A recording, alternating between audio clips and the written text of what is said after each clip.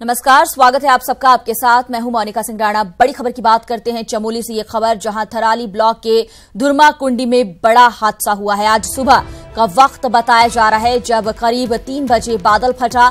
बादल फटने से कई दुकानें और वाहनों के बहने की खबर है। जिलाधिकारी ने सभी जिला स्तरीय IRS टीम के अधिकारियों को जरूरी दिशा निर्देश दिए हैं। थराली IRS टीम तुरंत राहत बचाव के लिए रवाना हो चुकी है। ये बड़ी खबर आपको बता रहे हैं किस तरह से थराली में बादल फटा है और तस्वीरें भी आप देख पा रहे हैं। वक्त सुबह का बताया जा रहा है, करीबन 3 बजे थे जब ये घटना हुई है। प्राकृतिक आपदा से लोग यहां परेशान लगातार हो रहे हैं। धुरमा कुंडी में यह घटना हुई है। बादल फटने के बाद कई दुकानें और वाहन इसकी चपेट में आते हैं और बह गए हैं। फिलहाल जिलाधिकारी ने सभी जिला स्तरीय IRS टीम के अधिकारियों को जरूरी निर्देश दिए हैं। थराली IRS टीम मौके के लिए रवाना हो चुकी है राहत और बचाव कार्य चलाने के लिए। लेकिन जिस तरह से यहां पर मौसम के मिजाज में तब्दीली देखने को मिल रही है, भारी बारिश की चेतावनी लगातार मौसम विभाग की ओर से जारी की गई और ऐसे में बादल फटने की यह घटना हुई है।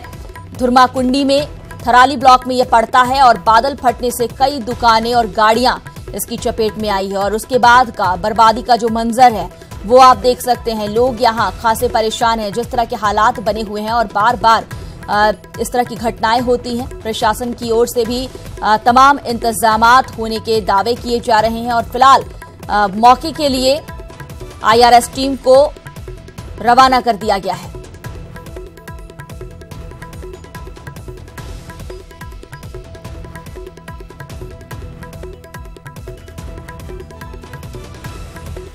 रुख करते देहरादून का, जहां से हमारी सहयोगी भारती सकलानी हमसे लाइव जुड़ गई हैं। भारती, सबसे पहले तो यहां पर किस तरह के हालात है बताइए और क्या राहत और बचाव के लिए टीम पहुंच गई है मौके पर?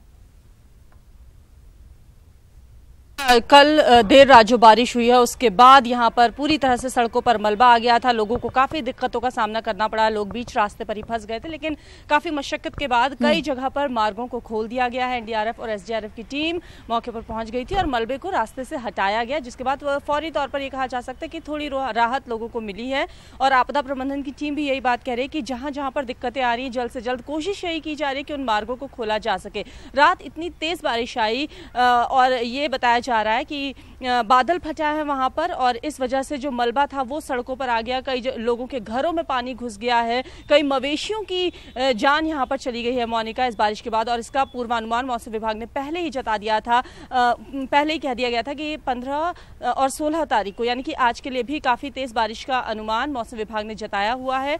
और आगे भी आज भी, हालांकि राजधानी दून में इस वक्त काफ़ी तेज़ गर्मी हो रही है, लेकिन शाम तक के लिए ये कहा जा रहा है कि हरिद्वार, पौड़ी के कई इलाकों में, देहरादून के कई इलाकों में तेज बारिश की संभावनाएं आज भी बनी हुई है और गढ़वाल के भी कई इलाकों में भी, चमोली, उत्तरकाशी में भी काफी तेज बारिश आज भी होने की संभावना है। भारती, एक और चीज समझाइए। जिस तरह से यह घटना हुई, 3 बजे का वक्त था, प्राकृतिक आपदा में किसी का जोर नहीं चलता, लेकिन प्रशासन की ओर से ये दावे किए गए थे कि तमाम इंतजामात किए गए हैं, ऐसे हालात बनते हैं तो उनसे निपटने के पुख्ता इंतजाम हैं।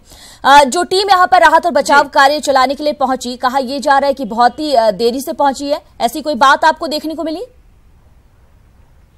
जी हाँ, स्थानीय लोगों के मुताबिक काफ़ी देरी से टीम पहुंची, लेकिन तड़के का वक्त था मोनिका यहाँ पर, तो जाहिर तौर पर दिक्कतें भी आ रही थी। वहाँ रोड्स में जो अति दुर्गम इलाके हैं वहाँ पर सबसे ज़्यादा परेशानी हुई टीम को पहुँचने के लिए भी, और इसलिए इंतज़ार किया गया कि जल्द से जल्द जैसे ही थोड़ी भोर हो तो टीम वहाँ पर पहुँचे और राहत और बचाव का कार्य वहाँ पर किया जा सके। इसलिए थोड़ी बहुत परेशानी वहाँ पर ज़रूर देखने को मिली है, लेकिन तब तक नुकसान काफ़ी हो गया था। लोगों के घरों में मलबा घुस गया था, रोड ब्लॉक्स हो गई थी, कई मवेशियों की जान चली गई थी। इस प्राकृतिक आपदा में काफी नुकसान भी हुआ है मोनिका। भारतीय मौसम विभाग की ओर से अलर्ट जारी कर दिया गया है और लगातार भारी बारिश की चेतावनी दी जा रही है। ऐसे में जिन इलाकों में ज्यादा इस तरह के हालात बनते नजर आएंगे, क्या वहां के लिए कुछ खास इंतजामात किए गए हैं किसी तरह से? क्योंकि लोगों के घरों में मलबा घुस जाता है, पानी ही पानी हर ओर दिखाई देता है। क्या ऐसे स्थानों से लोगों को निकालने की भी कोशिश की जा रही है प्रशासन की ओर से? कहीं ऊंचे स्थान में ले जाने के लिए सोचा जा रहा है? प्रशासन के सामने, बिल्कुल मोनिका, बिल्कुल प्रशासन के सामने सबसे बड़ी मुश्किल यही आती है कि लोग वहां से अपना घर छोड़ने को तैयार नहीं होते हैं जो लोग वहाँ पर मौजूद हैं, क्योंकि लोग अपने घर, खेत, खलियान को छोड़ना नहीं चाहते। हालांकि प्रशासन लगातार ये कोशिश करता है कि जो दुर्गम इलाके में लोग रह रहे हैं उनको वहाँ से हटाया जाए और उनको किसी सुरक्षित स्थान पर पहुँचाया जा सके। लेकिन सबसे बड़ी चुनौती यही होती है प्रशासन के सामने मोनिका, कि लोग वहाँ से हटने को तैयार नहीं होते और इसी वजह से जब भी तेज बारिश होती है, बादल फटने जैसी घटनाएं सामने आती है, उस वक्त भारी नुकसान लोगों को वहां पर होता है, क्योंकि लोगों की दिनचर्या इसी पर निर्भर करती है। जो खेत खलिहान वहां पर है उसी पर लोग ज़्यादा निर्भर करते हैं, मवेशियों पर ज़्यादा निर्भर करते हैं और इसी वजह से वहां पर लोगों को ज़्यादा परेशानियों का सामना भी करना पड़ता है। जहां तक आपने बात की आपदा प्रबंधन टीम की, तो आपदा प्रबंधन टीम ने पहले ही बात कह दी कि 15 सितंबर तक वो अलर्ट मानकर चल रहे हैं, इसलिए वो पहले से ही मुस्तैदी के साथ वहां पर एनडीआरएफ, एसडीआरएफ की टीम को तैनात किए हुए हैं, जेसीबी वहां पर तैनात की हुई है। लेकिन अगर वहां पर खाने की समस्या आ जाती है, सभी डीएम को पहले से निर्देशित किया जा चुका है कि इस तरह की कोई भी दिक्कत लोगों को पेश ना आए, इसलिए तमाम इंतजाम करने के दावे तो हो रहे हैं। शुक्रिया भारतीय इस तमाम जानकारी के लिए आपका। तो चमोली में ये बड़ी घटना हुई है आज तड़के 3 बजे सुबह, जब तमाम लोग सो रहे थे उस वक्त ये प्राकृतिक आपदा टूटी है। आपको बता दें कि बादल फटा यहां पर और इसकी चपेट में कई दुकानें आए, वाहन इसकी चपेट में आ गए और राहत और बचाव कार्य चलाने में भी देरी हुई क्योंकि अंधेरा था, रोशनी होने का इंतजार किया जा रहा था और अब जाकर टीम मौके पर पहुंच गई है। राहत और बचाव कार्य चलाया जा रहा है, लेकिन नुकसान बहुत ज्यादा हुआ है।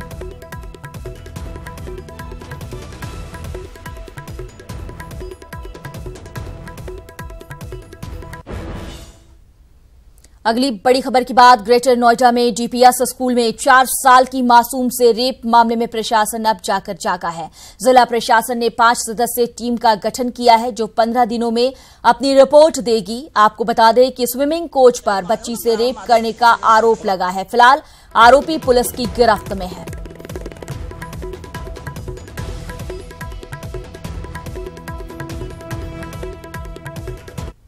इस तरह की जो घटना हुई है उसके बाद तो सुरक्षित कुछ भी नहीं लगता यहाँ पे, क्योंकि अगर जो उन्होंने टीचर मैडम रखी हुई है तो फिर उसके सामने ऐसी हरकत होनी नहीं चाहिए किसी भी हालत में, क्योंकि लाइफ गार्ड ही इन्वॉल्व है ना उस चीज़ में। तो उस टाइम पे टीचर मैडम कहाँ थी, क्वेश्चन ही है। कार्रवाई को तो एक तरह से हाइड करने की कोशिश कर रहे हैं, क्योंकि जो कल मैसेज आया था प्रिंसिपल मैम का वो ये था कि कुछ हुआ ही नहीं है, इस तरह से लोग रिफ्लेक्ट कर रहे हैं यहाँ पे। ग्रेटर नोएडा में 4 साल की बच्ची के दुष्कर्म की कोशिश के मामले में जिला प्रशासन भी जाग गया। वहीं जिला प्रशासन ने 5 सदस्य की टीम को गठित कर 15 दिन के अंदर जांच रिपोर्ट सौंपने की बात कही है। अगर बात करें तो 4 साल की बच्ची के साथ जो स्विमिंग पूल में जो लाइफ गार्ड है उसी ने बच्ची के साथ दुष्कर्म का प्रयास किया, जिसमें बच्ची के पेट में दर्द होने की बात कही गई और परिजनों ने अस्पताल में भर्ती कराया। उसके बाद पुलिस में शिकायत की गई। पुलिस की शिकायत के बाद जो आरोपी था सीसीटीवी के आधार पर बच्ची ने पहचान लिया, उसको फिर बाद में गिरफ्तार कर लिया गया। अब देखना है कि इस मामले में जो नामी स्कूल हैं बड़ी बड़ी फीसें लेते हैं कि इनके खिलाफ जिला प्रशासन क्या कार्रवाई करता है। कैमरामैन नरेश के साथ न्यूज़ 18 अमित सिंह, ग्रेटर नोएडा। और इस वक्त लाइव भी हमारे साथ अमित जुड़ गए हैं अपडेट के लिए। अमित, रेयान इंटरनेशनल स्कूल में जिस तरह से प्रद्युम्न की हत्या की गई उसके बाद से स्कूलों की सुरक्षा, स्कूलों में क्या कुछ और इंतजामात खास होने चाहिए ताकि इस तरह की घटनाएं ना हो, इसे लेकर बहुत कुछ सोचा जा रहा था, बैठकें हो रही थी, लेकिन एक बार फिर से एक मासूम को शिकार बनाया गया, एक बड़ी घटना को अंजाम दिया गया। कहां पर चूक हुई है और अब आगे क्या कुछ किया जा रहा है इस पूरे मामले को लेकर?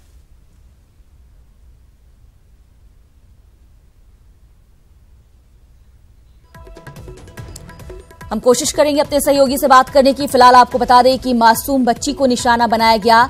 जितना बड़ा स्कूल उतनी ही बड़ी घटना को बड़े ही आराम से अंजाम दिया जा रहा है। वाकई ये हैरत करने वाली बात है और सवाल ये कि इस तरह की घटनाएं अगर लगातार होती रहेंगी तो क्या अभिभावक अपने बच्चों को स्कूल में सुरक्षित महसूस कर पाएंगे? बच्चे या तो घर में खुद को सुरक्षित महसूस करते हैं और अभिभावक जब बच्चों को घर से बाहर भेजते हैं तो सबसे सुरक्षित स्थान स्कूल माना जाता है और वहां पर इस तरह की वारदात को, शर्मनाक घटना को अंजाम दिया गया। कहां पर चूक थी, क्या व्यवस्थाएं की गई थी, एक घटना को शर्मसार करने वाली घटना को अंजाम दिया जाता है। 4 साल की मासूम से दुष्कर्म किया जाता है और तमाम जो स्कूल में प्रबंधन के इंतजामात के दावे किए जाते हैं, आखिर वो बार बार खोखले क्यों साबित हो रहे हैं? फिलहाल 5 सदस्यीय टीम बनाई गई है, 15 दिनों में रिपोर्ट देने की बात कही जा रही है, लेकिन बच्चियों की सुरक्षा और तमाम स्कूलों में इंतजामात जो किए जाते हैं, ये तमाम चीजें सवालों के घेरे में है और इन सवालों को खत्म करना बहुत जरूरी है, क्योंकि अब बच्चे स्कूल जाने से डरने लगे हैं। रेयान इंटरनेशनल स्कूल का मामला सुर्खियों में रहा, उसके बाद बच्चों ने स्कूल जाना तक छोड़ दिया था और अब एक और मामला ग्रेटर नोएडा से ही सामने आ रहा है, जहां पर डीपीएस स्कूल में इस तरह की वारदात को अंजाम दिया जाता है और जिन पर सबसे ज्यादा भरोसा किया जाता है, अगर वही इस तरह की घटनाओं को अंजाम देंगे तो फिर अभिभावक अपने बच्चों को, अपने मासूम छोटे बच्चियों को कैसे सुरक्षित महसूस करेंगे। ये सोचने वाली बात है। इस पर जल्द से जल्द कुछ ठोस कदम उठाने की जरूरत है। हमारे साथ अमित जुड़ गए। अमित, अपडेट जरा दीजिए, जो ये शर्मनाक घटना हुई है इसके बाद आखिर स्कूल प्रबंधन की ओर से क्या कहा जा रहा है? इस तरह की घटनाएं हो जाती हैं, कैसे मुमकिन हो पाता है कि स्कूल के अंदर इस तरह के जघन्य अपराध को अंजाम दिया जा रहा है?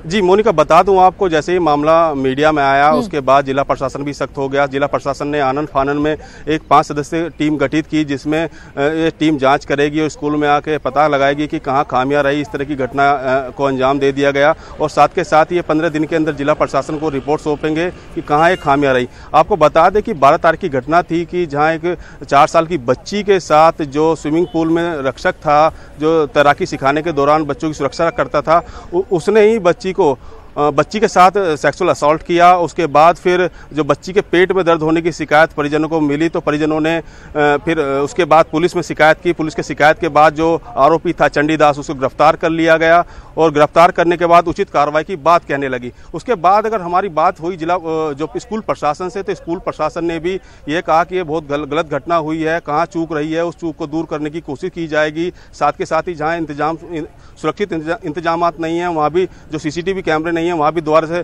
चेक करने के बाद सीसीटीवी कैमरे लगाए जाएंगे और उसके बाद सुरक्षा को पूरी तरह से पुख्ता किया जाएगा। जी मोनिका।